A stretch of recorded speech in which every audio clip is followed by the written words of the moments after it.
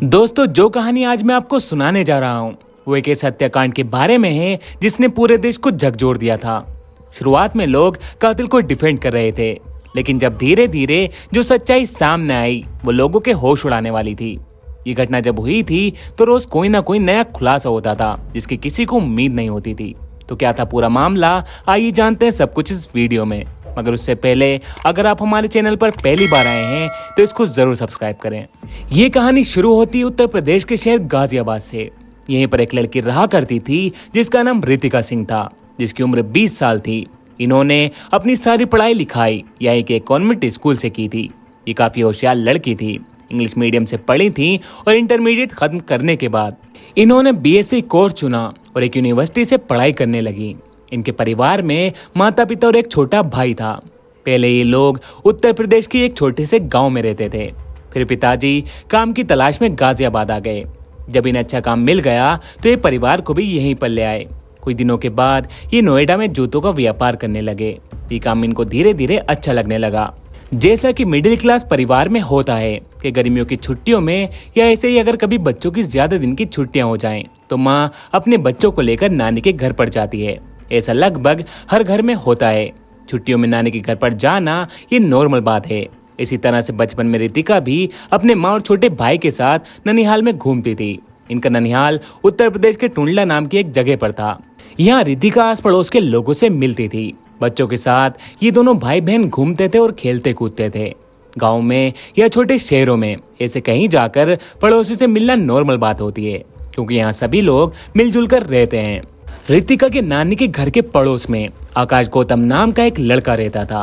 रितिका की इसके घर वालों से भी अच्छी जान पहचान थी और रितिका से भी इसकी दोस्ती थी। छुट्टियों में दोनों मिलते थे, फिर छुट्टी खत्म हो जाती है और रितिका अपने घर गाजियाबाद चली आती। यही सब चल रहा था। समय के साथ साथ जब दोनों बड़े और समझदार हुए तो आकाश को रितिका में रुचि पैदा होने लगी। रितिका भी दिखने में काफी अच्छी थी, पर रितिका इसको नॉर्मल दोस्त के जैसे ट्रीट करती थी। आगे चलकर आकाश के दिल में रितिका के लिए प्यार जग गया। ये कोई नॉर्मल प्यार नहीं था, बल्कि पागलपन वाला प्यार था। ये लड़की के बिल्कुल पीछे पड़ गया, पर रितिका इसको उतना भाव नहीं देती थी। यही गाजियाबाद में आकाश की एक बहन भी रहती थी। साल 2014 में बहन से मिलने के बहाने आकाश गाजियाबाद आता है और यहाँ ये रितिका के पीछे पड़ जाता है। रितिका के माता पिता को भी ये बात पता चलती है। वो आकाश को समझाते हैं। ननिहाल के परिजनों के जरिए आकाश के घर वालों को बताया जाता है कि आकाश रितिका को परेशान कर रहा है, लेकिन आकाश किसी की भी नहीं सुनता। 2014 में ही आकाश रितिका को किडनैप कर लेता है। एक जगह पर ले जाकर अपने प्यार के बारे में बताता है। उसको बताता है कि इसको कितना प्यार करता है और इसके बिना नहीं रह सकता। आकाश जैसे तैसे लड़के को कन्विंस करने की कोशिश कर रहा था। ये आगे कहता है कि इसने रेलवे में एग्जाम दिया है, आगे इसकी नौकरी लगने वाली है। ये रेलवे में एक ऑफिसर बन जाएगा, हमें भविष्य में कोई दिक्कत नहीं होगी। इधर जब बेटी कई दिनों तक घर नहीं पहुंची तो माता पिता ने पुलिस स्टेशन में किडनैपिंग का केस दर्ज करा दिया और आकाश गौतम को इस किडनैपिंग के पीछे का जिम्मेदार ठहराया। बेटी के किडनैप होने के 7 दिन के बाद आकाश पकड़ा जाता है। बेटी भी सही सलामत अपने घर आ जाती है। पिछले 7 दिनों तक आकाश रितिका को कन्विंस कर रहा था। घर आने के बाद रितिका ने किडनैपिंग के केस को विड्रॉ करवा लिया। इसने कहा कि आकाश ने मुझे किडनैप नहीं किया था। पिछले 7 दिनों में रितिका को भी पागलों की तरह पीछे पड़े आकाश से प्यार हो जाता है। ये अपने माता पिता से शादी की बात करती है, लेकिन वो उसका विरोध करते हैं, क्योंकि इनके अनुसार लड़का ठीक प्रवृत्ति का नहीं था। वो बेरोजगार था, गुस्सैल था और कोई काम नहीं करता था। भला वो इनकी बेटी को खुश कैसे रखेगा, इसलिए माता पिता शादी के लिए राजी नहीं होते हैं। रितिका इन्हें बहुत समझाती है कि रेलवे में उसकी नौकरी लगने वाली है। एक समय के बाद माता पिता को लगा कि बेटी ने सोच समझकर ही फैसला लिया होगा, इसलिए माता पिता को मजबूरन शादी के लिए मानना पड़ता है। फिर 2014 में ही इनकी पुश्तैनी घर से शादी कर दी जाती है। माता पिता इस शादी से इतना खुश नहीं थे। यहाँ शादी के बाद आकाश और रितिका साथ में रहने लगते हैं। 2 महीनों तक सब कुछ ठीक से गुजरा। फिर रितिका को पता चलता है कि आकाश ने कोई भी रेलवे का एग्जाम नहीं दिया है। इसने शादी के लिए झूठ बोला था, ऊपर से ये कोई काम भी नहीं करता है। रितिका इसको समझाती है कि कोई नौकरी कर लो, पैसे कमाओ, पर ये नहीं सुनता।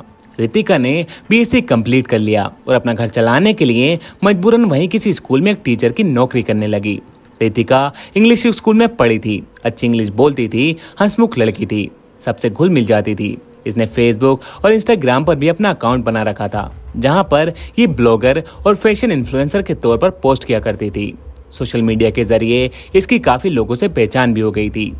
रितिका के जॉब करने और सोशल मीडिया की वजह से आकाश इस पर शक करने लगता है। इसे लगता था कि रितिका का कहीं अफेयर है। इस वजह से दोनों में काफी झगड़े शुरू हो गए। आकाश कोई काम धंधा नहीं करता था, ऊपर से रितिका के कमाए पैसे छीन लेता था। इतनी मेहनत करने के बावजूद भी रितिका बड़ी मुश्किल से खुद का खर्चा उठा पाती थी, क्योंकि उसका पति सारे पैसे छीनकर इधर उधर उड़ा देता था। एक बार तो इसने रितिका का पेट जलाने की भी कोशिश की थी। वो तो माँ अपनी बेटी से मिलने समय पर पहुंच गई तो वो बच गई, वरना उसका पैर अब तक जल चुका होता। इन सभी चीजों से रितिका को मानसिक तनाव मिल रहा था और शारीरिक कष्ट तो हो ही रहा था। अपने घर भी नहीं जा सकती थी, किस मुंह से जाए। इसने तो अपने माता पिता से लड़ झगड़ कर ये शादी की थी। रितिका अपने सोशल मीडिया पर भी काफी एक्टिव थी। फेसबुक पर इसकी मुलाकात एक आदमी से होती है जिसका नाम था विपुल अग्रवाल। इससे थोड़ी बातचीत होती है, जान पहचान बढ़ती है और दोस्ती हो जाती है। विपुल अग्रवाल फिरोजाबाद का रहने वाला था। यहाँ ये किसी प्राइवेट स्कूल के मैनेजमेंट का एक मेंबर था। एक तरह से स्कूल का कुछ % का मालिक समझ लीजिए। इसकी शादी हो चुकी थी। पत्नी दीपाली अग्रवाल एक डेंटिस्ट थी। इनका एक बेटा भी था। विपुल की रितिका से फेसबुक पर मुलाकात हुई थी। रितिका ने अपनी पूरी आपबीती अपने दोस्त विपुल को बताई। इसको अपने पति से छुटकारा चाहिए था। ये अब इसके साथ नहीं रहना चाहती थी। विपुल तो एक स्कूल में पार्टनर था ही, तो दोस्ती के नाते इसने रितिका को बोला कि फिरोजाबाद आ जाओ, स्कूल में टीचर बन जाओगी। रितिका पहले भी स्कूल में पढ़ाती थी, इसको ये बात ठीक लगी। 2014 से 4 सालों तक पति का जुल्म सहने के बाद रितिका 2018 में अपना ससुराल छोड़ के फिरोजाबाद आ जाती है। इसने अपने पति को नहीं बताया कि ये घर छोड़ रही है। जब वो घर पर नहीं था तभी रितिका ने घर को छोड़ा। ये जानती थी कि आकाश कभी भी इसे घर छोड़ने नहीं देगा, क्योंकि इसकी वजह से उसका खर्चा चल रहा था। ये काम करती थी और वो बेरोजगार घूमता था। अगर ये नहीं रही तो उसका खर्चा कैसे चलेगा। रितिका अपना ससुराल छोड़ फिरोजाबाद आ गई। विपुल ने अपनी दोस्ती निभाई और इस स्कूल में इसको नौकरी दिलवा दी। उधर पति आकाश गुस्से में अपनी पति रितिका को ढूंढने लगा। रितिका को लगा कि अगर उसने उसे ढूंढ लिया तो वो उसे मार डालेगा, क्योंकि पहले भी इसके पेट जलाने की कोशिश कर चुका था और मारपीट तो वो करता ही था। कहीं वो इसके माता पिता के जरिए यहाँ ना पहुंच जाए, इसलिए रितिका ने अपने माता पिता से सारे कॉन्टेक्ट्स हटा दिए।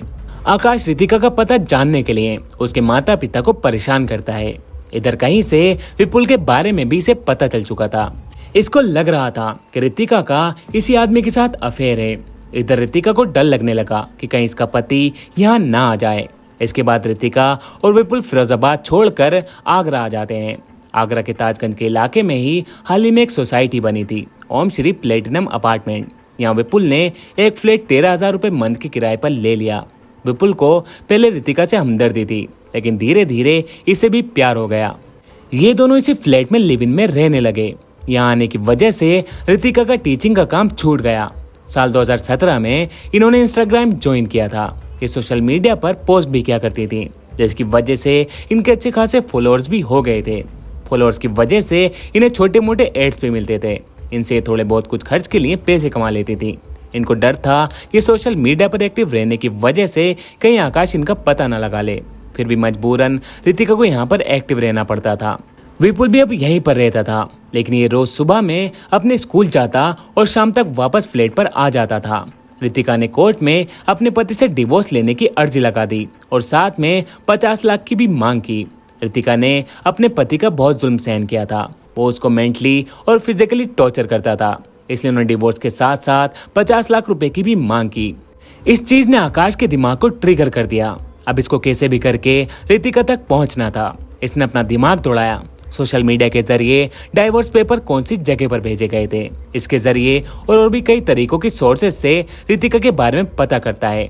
इसको पता चल गया रितिका आगरा के ताजगंज इलाके में रहती है। फिर ये रितिका तक पहुंचने के लिए एक प्लान बनाता है। सबसे पहले ये 2 औरतों को अपने प्लान में शामिल करता है, काजल और सुशीला। ये औरतें इसके घर के आसपास की रहने वाली और मुंह बोली बहनें थी। साथ में ये 2 लड़कों को भी शामिल करता है। एक तो इसका दोस्त था जिसका नाम था चेतन। चेतन को जब प्लान में शामिल किया गया तो उसने अपने एक दोस्त अनवर को भी बुला लिया। वे मजदूरी करता था। इस तरह से दो लड़के भी शामिल हो गए। आकाश ने सबको अपना अपना रोल समझा दिया। इन्होंने एक हथकड़ी और रस्सियां वगैरह भी साथ में ले ली। 24 जून 2022 की सुबह 10:30 बजे आकाश अपनी पूरी टीम के साथ आगरा के इस अपार्टमेंट में जाता है। यहाँ मुन्ना नाम का एक गार्ड था। इन चारों से पूछताछ करता है तो ये कहते हैं कि 601 में जाना है। गार्ड ने देखा कि दो महिलाएं भी साथ में हैं। इसे लगा कि परिवार वाले लोग हैं, किसी जान पहचान वाले से मिलने आए होंगे। इन पर शक करने का कोई कारण ही नहीं था। 601 का फ्लैट 6th फ्लोर पर था। गार्ड इनको जाने देता है। इसके बाद ये लोग लिफ्ट में आए और 6th फ्लोर पर जाने के बजाय 4th फ्लोर पर आते हैं और 404 में रितिका विपुल अपने काम पर जाने वाले थे। आकाश ने अपने साथ आई दोनों औरतों को आगे किया और डोरबेल बजाई। रितिका ने दरवाजा खोला। सामने रितिका ने देखा कि उसका पति आकाश गौतम खड़ा है। दरवाजे को धक्का देकर दोनों औरतें अंदर आ जाती हैं। रितिका को पकड़कर एक कमरे में ले जाती हैं और उसकी पिटाई करती हैं। विपुल भी दूसरे कमरे से बाहर निकल रहा था। आकाश और चेतन इस पर टूट पड़े। साथ में ये लोग रस्सियां भी लाए थे। इन्होंने रस्सी से विपुल के हाथ पैर बांध दिए और बाथरूम में ले जाकर इसको बंद कर दिया।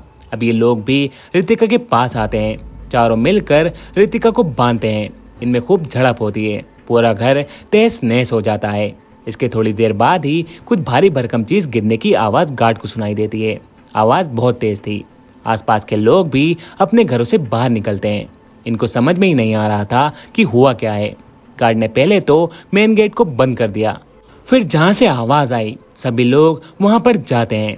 सभी लोगों ने देखा कि वहां पर एक लड़की गिरी हुई है। उसका हाथ और पैर बंधा हुआ है और एक आदमी रस्सियों को खोल रहा है। दूसरा आदमी फोन से उसको रिकॉर्ड कर रहा है। दो औरतें वहीं उसके पास में खड़ी हैं। लोग समझ नहीं पा रहे थे कि ये लोग ऐसा क्यों कर रहे हैं। फौरन भीड़ इनकी तरफ बढ़ती है।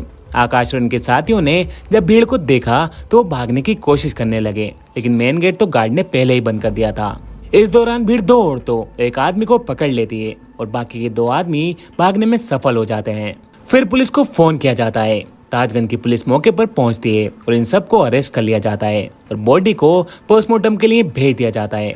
गार्ड से पता चला कि ये लोग 6वें फ्लोर पर गए थे, पर इन लोगों से पता चला कि ये लोग 4थे फ्लोर पर गए थे। पुलिस की टीम 4थे फ्लोर पर आती है। इसी फ्लोर के एक अपार्टमेंट से किसी के चीखने की आवाज आ रही थी। इसके बाद 404 का दरवाजा खोला जाता है। इसी अपार्टमेंट के बाथरूम से किसी की आवाज आ रही थी। बाथरूम का दरवाजा खोला जाता है तो अंदर विपुल बंधा पड़ा था। विपुल ने पुलिस को बताया कि आदमियों ने इसको बाथरूम में बंद कर दिया था। इसके बाद केवल इसको चीखें सुनाई दे रही थी। ये उस लड़की के साथ करीब 1.5 सालों से बिना शादी के लिव इन में रह रहा था। रितिका के पोस्टमार्टम में पता चला कि उसकी पसलियां टूट गई हैं, सर पर गहरे चोट के निशान हैं, रीढ़ की हड्डी के पास खून जम गया है, जिसकी वजह से उसकी मौत हो गई। इसके बाद पुलिस उन तीनों को थाने में लाकर पूछताछ शुरू करती है।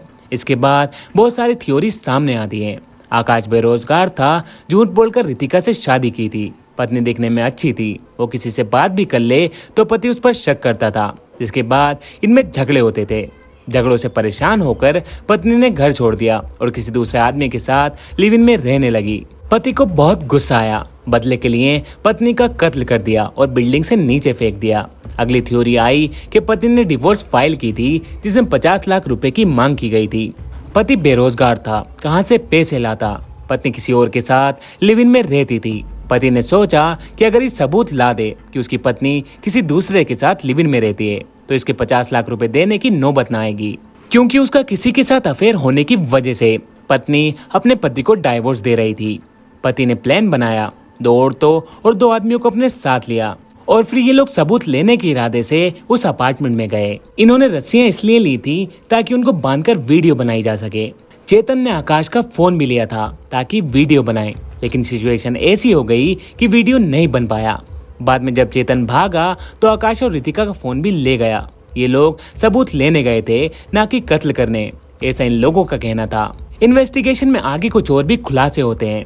रितिका की एक पर्सनल डायरी भी मिलती है, जिसमें विपुल की पत्नी दीपाली अग्रवाल और उसके घर वालों का जिक्र किया गया था। ये लोग रितिका को परेशान करते थे, झूठे फोटोज वायरल करने की धमकी देते थे। ऐसा इसलिए क्योंकि विपुल अग्रवाल इसके साथ लिव इन में रह रहा था। तो इस हत्या का मास्टरमाइंड कौन है, इसका जवाब अभी भी पुलिस ढूंढने में लगी है। तो आने वाले वक्त में पता चल जाएगा कि असल हत्यारा कौन है। इस हत्याकांड के बारे में आपकी क्या राय है, हमें जरूर बताएं। तो दोस्तों, आपको ये कहानी कैसी लगी? मैं उम्मीद करता हूँ आपको ये कहानी जरूर पसंद आई होगी। अगर कहानी पसंद आई है तो इसको लाइक और कमेंट करके जरूर बताएं और आगे ऐसी कहानियों के लिए आप हमारे चैनल को सब्सक्राइब कर सकते हैं।